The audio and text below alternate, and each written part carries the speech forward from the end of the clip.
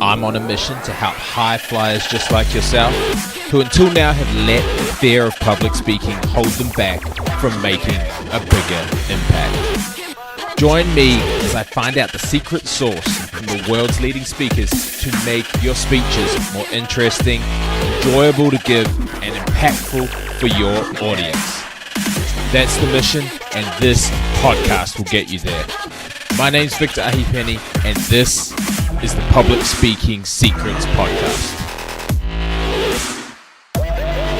Speaker Nation, what's happening? Welcome to another episode of the Public Speaking Secrets Podcast. I'm your host, Victor Ahipene. Super excited to keep you moving into 2019 with new skills and secrets and everything else to take your speaking to a whole nother level. And I've got the perfect person to do that. If you have looked at how you can not only grow your confidence with speaking, which is obviously why you're here, but also how you can funnel it back into your business, then we have the guest for you. Annik Petrou is the founder of Speaker Express, and she was like a lot of you when she began.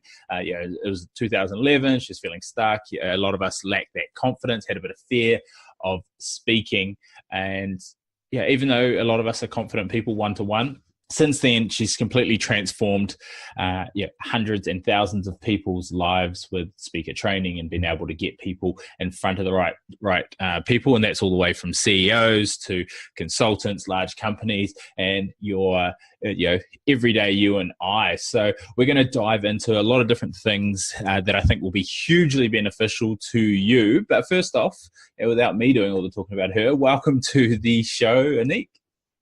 Hi, good to be here actually from London. Yeah, so we're pretty much opposite time zones at the moment. It's like 8:17 p.m. in the future here, and I'm imagining it's probably early morning for you, is it? Yeah, 10 o'clock. Yeah, 10 o'clock. So first off, thanks for jumping on. And I mean, we've kind of got a bit of a grasp of, a tiny snippet into, you kind of treading the path that we all tread when it comes to improving our speaking and things like that. But if you want to give our listeners a bit of an insight about, I guess, what you do now on the, I guess, day to day and in your business side of things from the speaking world. Yeah, sure. So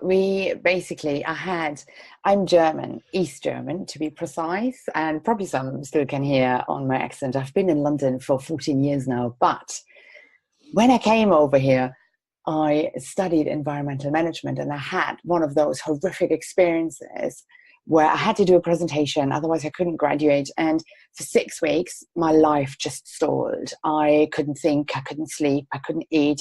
It was horrendous. And then on the day when I had to just give a little update about genetically modified organisms, right?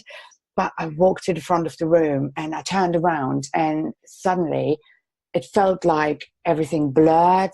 The room disappeared. It started to spin. My hands started to sweat and my knees were shaking. I was like, what the hell is that?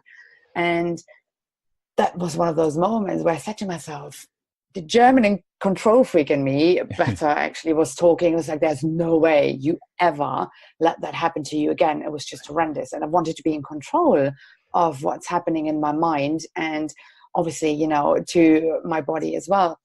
And then I started doing what we're doing really good now, but in 2011, it wasn't that good. And, I think one of the first tips on that note, I always say to people, to start before you think you're ready. And it's really, really, really important. And in 2013, I agreed to do a TEDx, and again, it wasn't, even now, sometimes when I watch it back, I'm like, oh my God, it makes me cringe. I can't believe I was talking about that, And now we help a lot of entrepreneurs to use speaking for business growth. And obviously, one thing that's really close to our heart is working with people who don't sell nuclear weapons, because speaking is such a superpower and it can really transform the world if it's used for good. And, most businesses we work with, not most, all of them, they're all amazing people, and they want to leave a positive impact on this planet.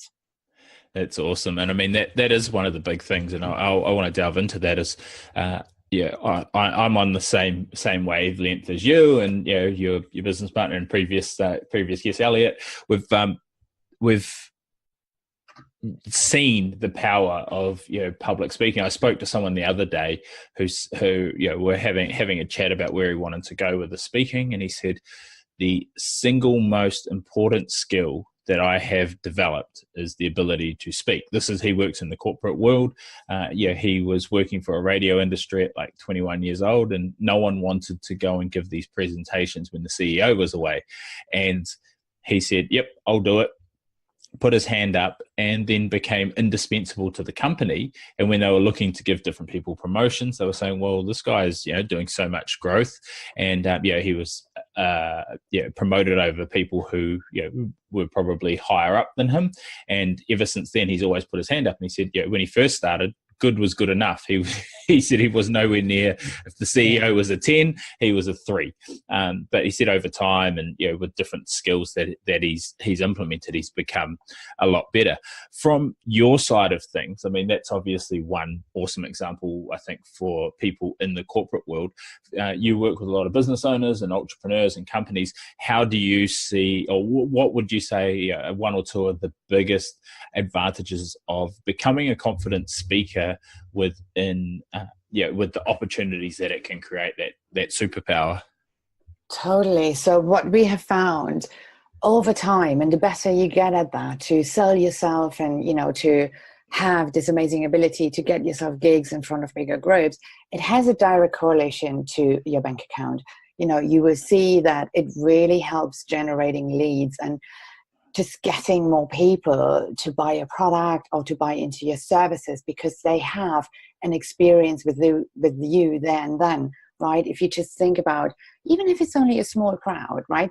You speak for 30 minutes in front of 20 people. Like, how long would it take you to reach those people one-on-one, right? Mm. So it's not only the positive correlation to your bank account, but also the time it saves you, and that will really help you scaling your business.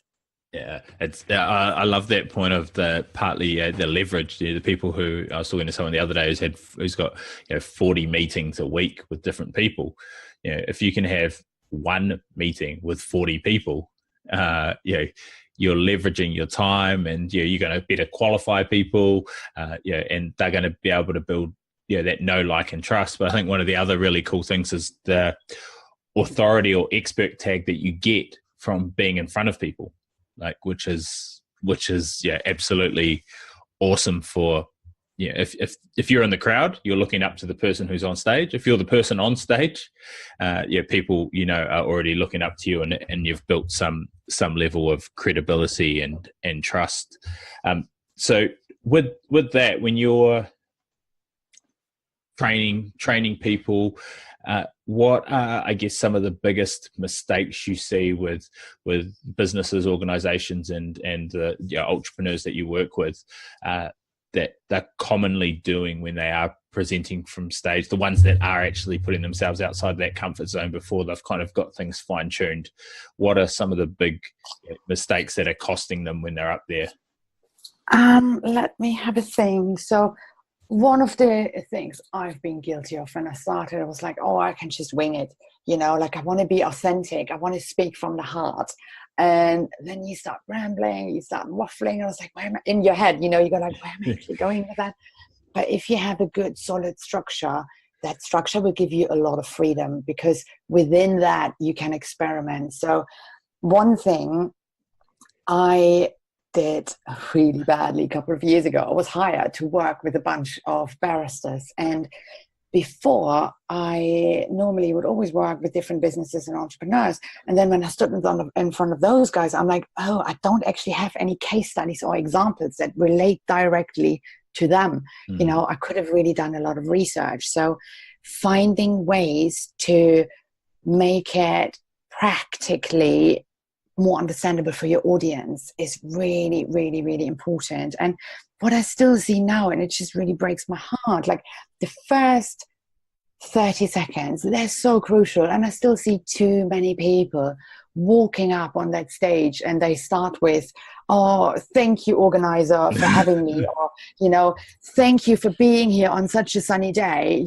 in this room locked up with me. It's like, no one really cares, before they fully understand that you are able to solve their problem, your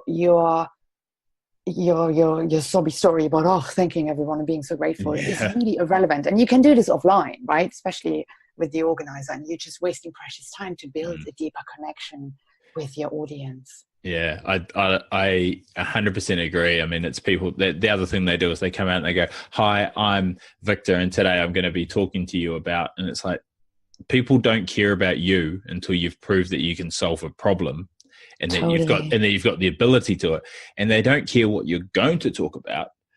They care about what you're talking about when you're talking about it. Like, they don't need a wedding reception.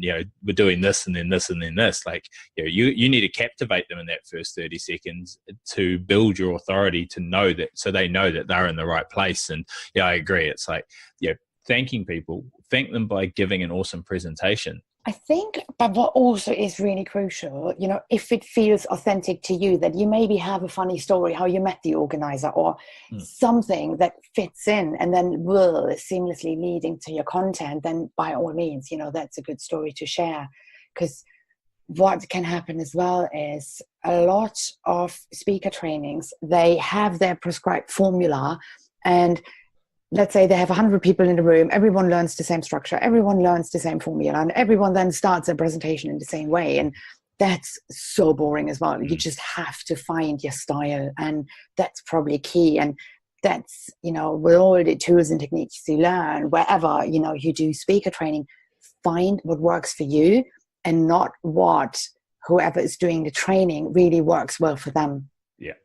Yeah, I agree, and it's actually a really good point, because I mean, there's a really funny video of how to give a keynote presentation or how to give a TEDx talk or something, and it's a satire video where it's like, and I'm an influencer, and here's a big picture of the earth, and here's a little picture, and insert story, laugh, pause for laughter, walk across, and it's basically saying, here's the dissection of how everybody gets up and gives these speeches. But on that point of the organizer, I one of my students I helped, Josh, he was talking, he does marketing, and he was talking to dental clinic owners at a paid event, and it was his first time speaking, and same sort of thing. Like, he was going to start off with the thank you, blah blah blah, and instead we got it to a point that he just shared an email on the screen from the event organizer, which this was super cool, because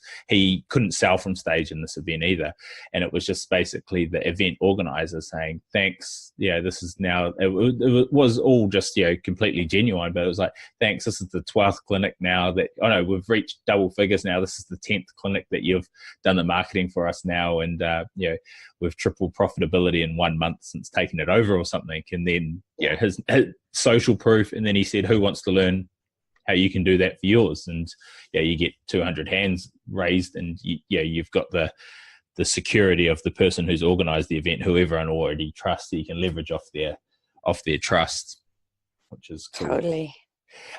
With what you kind of work with people in regards to, I guess, getting it into using it for their business growth, what kind of strategies do you teach or do you recommend in regards to finding that line between speaking events that they can sell at, speaking events that they do for exposure, or speaking events that they get paid for? I know everyone's kind of got their own different one. Which one do you tend to go down, or is there no kind of set strategy for no cookie cutter approach? Well, it really depends on who your target audience is and what type of people you have to get in front of. We basically have found there are 6 different elements. First of all, that they have a really big relevance to how you build your business model, right? You obviously have to have confidence. You have to be really good at communicating your brand message. You also have to create a solid keynote or signature talk, we sometimes call it here. From then, when you have that together, you need to get an understanding how to get booked, how to sell or pitch, and most importantly, how to build your profile by ending up on the right stages. So when I started out, I didn't know any of that. And I was just kind of, throwing stuff at everything. And it works. And it helps to really refine yourself better. So I always recommend people, when they're starting, just start with storytelling events. I don't know how it is in Brisbane, but I have found here in London, if you would want to speak and you have the time to source the gigs, you could speak 24 hours a day, 7 days a week. There are so many events. Constantly new events are popping up. And the better you are, let's say you started a number of free storytelling events, you will make more connections at, first of all, every event you attend. You will refine your understanding of your content, of your material, what lands and what works. And from there, you can then build to maybe, start looking into the paid gigs. But I'm happy to speak for a really low fee, because I know when we sell people into our 3 or 6 months programs, that's where the money is. And I'd rather be able to do a short little pitch at the end and say, hey, we have this one day. If that feels right, come join us, instead of, being paid £1,500 or, $3,000 and then not being able to actually plug what you do. Yeah. And I mean, that's the thing. I say that it's the same. I think it's the same in any city, obviously, depending on population, in regards to getting those free or low hanging fruit. Is like, jump on meetup.com and type in your niche that you meetups. I'm sure it's big over there, but it's big in Australia. Type it in. If you're a Facebook ads marketer, or if you're a health and lifestyles person, type in your interest and see what events there are, and reach out to people. And like you say, there'll be people who, if you build that rapport and have some structure to it, there's going to be the people who are going to want to sign up. And again, you get leverage. It's easier than having 20 one-on-one phone calls, when you can have 20 people there, getting to meet you and know you and like you and trust you, and and then get them into those 3 and 6 month programs that you've hopefully got in place, which is super important.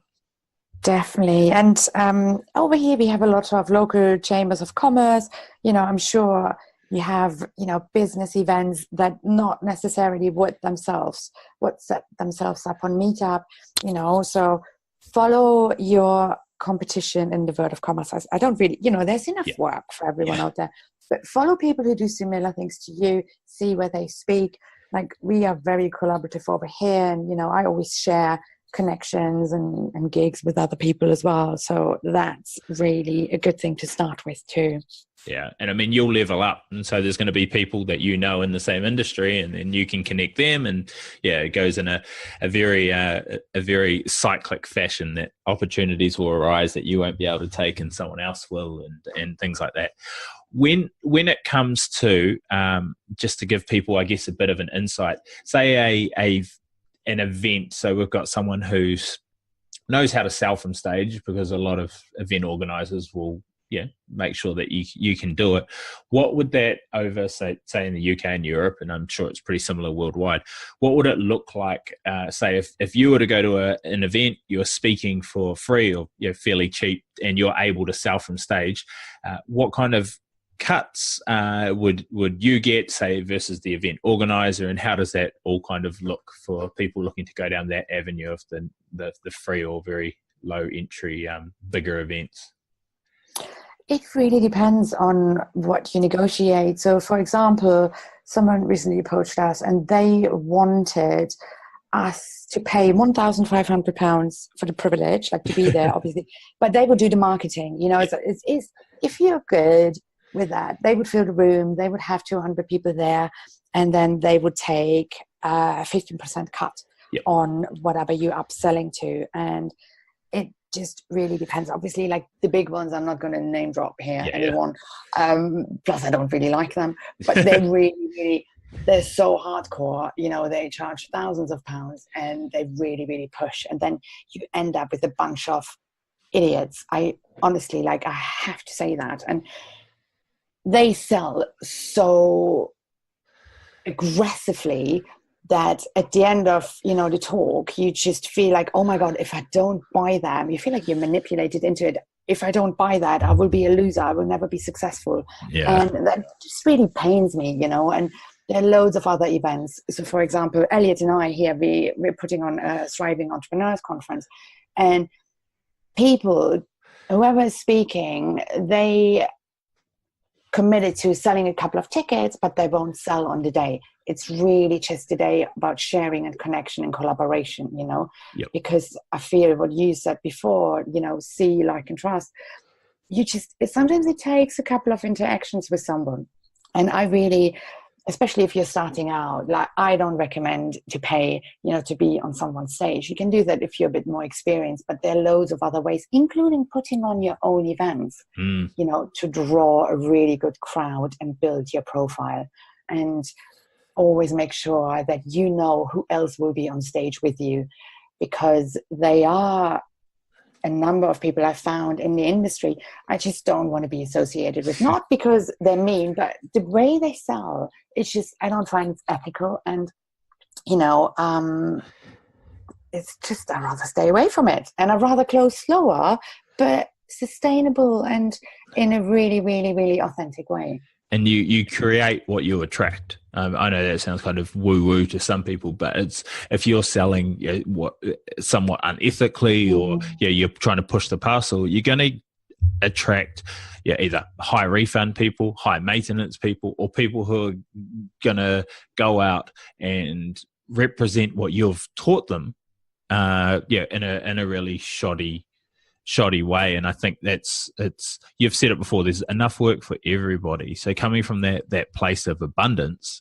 where the deal of the century comes around every other week, rather than, if I don't speak at this event because either cash flow's low, or I need the exposure and this will be so great for me. If you know that, hey, this doesn't align with what I'm doing, even though it might be a great opportunity for someone else, walk away from it, and just know that there's another 10 events in your city this week, let alone next month and the month after. So I think they're really important points, because I've been to some events, the big sales pitches. They've had Gary V as the keynote speaker, where he's not selling anything, he's just getting paid a bucket load to be there, and they don't tell you when he's on, and in between that, it's just sales presentation after sales presentation. And I've had people who have just they've just walked out and they said, don't bother coming, or come at 4:00 when he's actually coming on stage, because they won't tell you to the last minute, so you're in there for every presentation.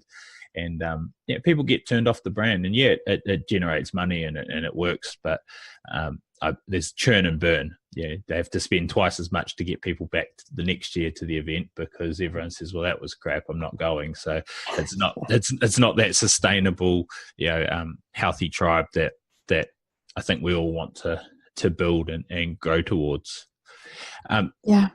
With regards to, I guess, building or running your own events, because I think that's another thing a lot of the listeners out there really want to do this year, next year, over the coming months. What are some of the biggest tips you could give to people who are looking to get started? Like one or two things that you've kind of found critical or found very beneficial in regards to running your own events.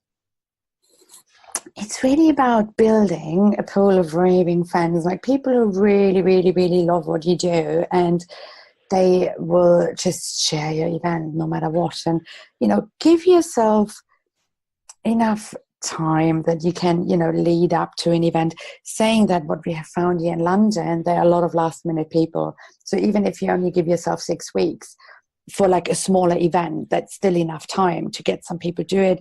And be fine if at the beginning only 5, 6 to 12 people turn up, and be consistent with it. It's, if you only put on an event every now and then, and you don't really have like a strong, let's say, Facebook group where you keep people engaged in between, then that's really difficult. But I have just one of my friends, she started running events last year, and she does a lot of push on social media.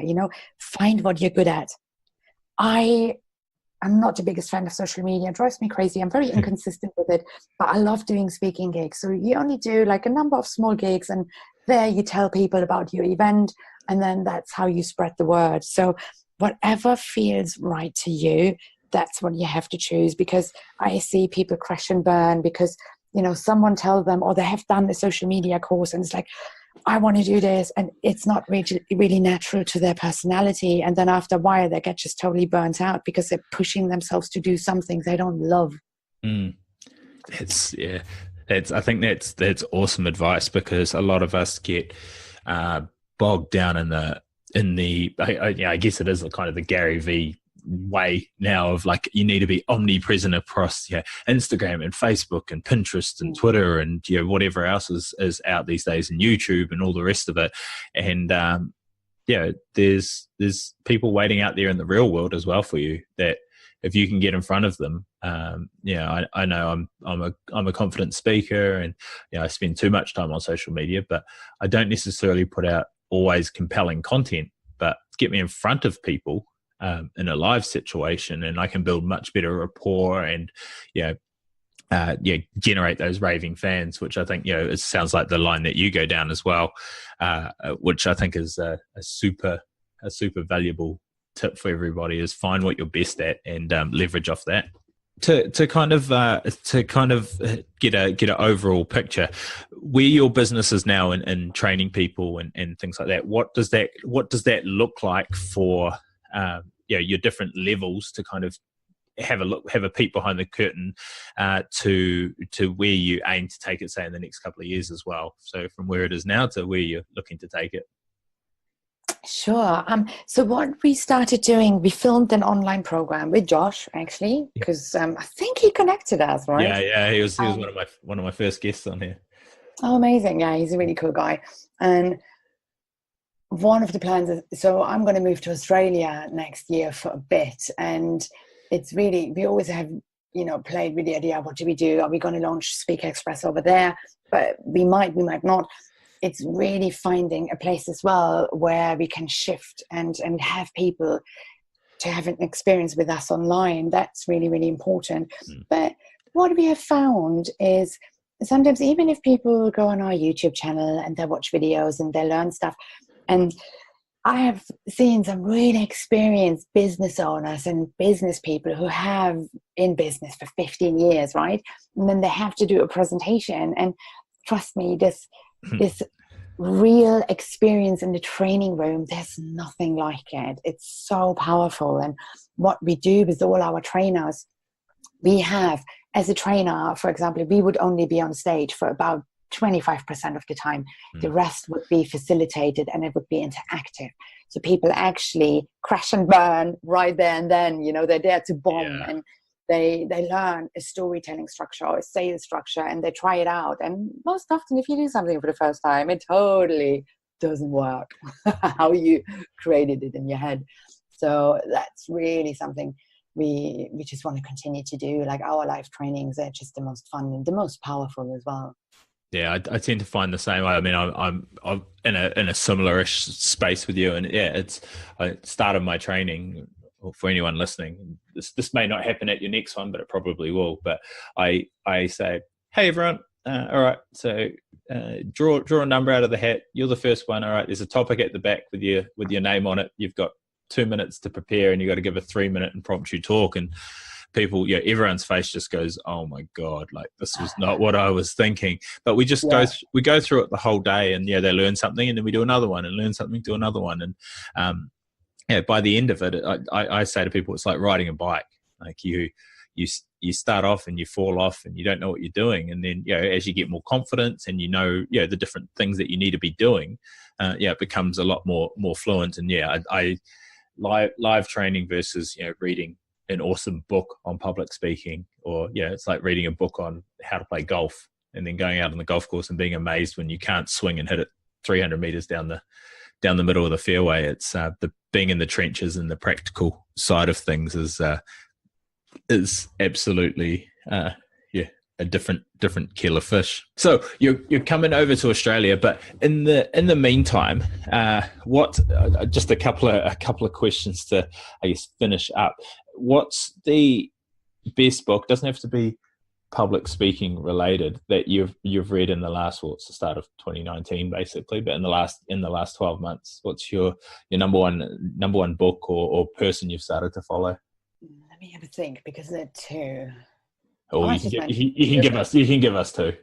So totally. So one of them is called Deep Work, and I was always really busy and distracted. I could spend the entire day just doing emails and then realizing, hang on a minute, I haven't done any sales today, nor have I really kind of made a dent in, my business in terms of growth.